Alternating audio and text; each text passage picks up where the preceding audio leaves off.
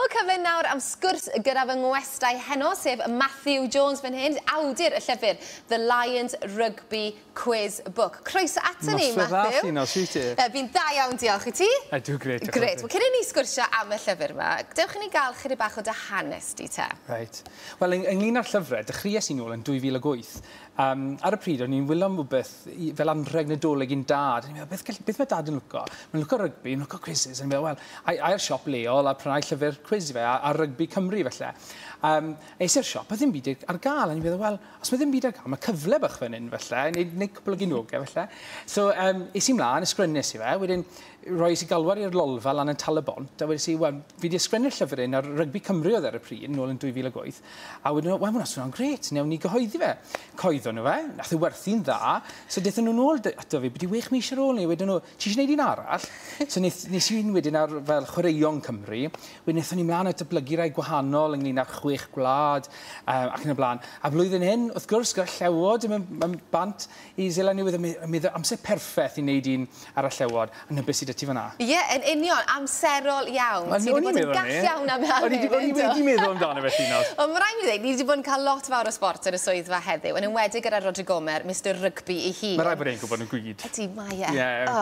Ond, be allan ni ddisgwyl te, achos mae 50 rown, sut wyt ti'n mynd ati ymchwilio rhywbeth, achos ti'n gorfod bod yn gywir? Mae rhaid ti fod yn iawn i ddechrau off da. So, fi'n un o'r pobl, fi'n mynd ar llyfrgell, casglu bydd gwybodaeth, cadarnhau popeth wrth gwrs, a mae rhaid ti fod yn eitha ofalus bod ti'n rhoi bach o gymysgedd mewn na. So, os ti'n neud rhy hawdd, mae pobl yn colli diddordeb eitha gloi, a os ti'n neud rhy galed, mae pobl yn meddwl, mae hwnna lot rhy galed i fi. So, mae rhaid ti gael y gymysgedd mewn, rhai rwydd, rhai bach fwy caled, wbeth i dant pawb, yna beth fi'n trial wneud gyda'r llyfrau. Ydy'n fwy o hwyl i ti i sgwennu llyfr fel hyn mewn fformat quiz? Wyt ti rhaid wedi ystyried falle sgwennu fel hanes y Llewod? Mae'n rwyddach neu gwell.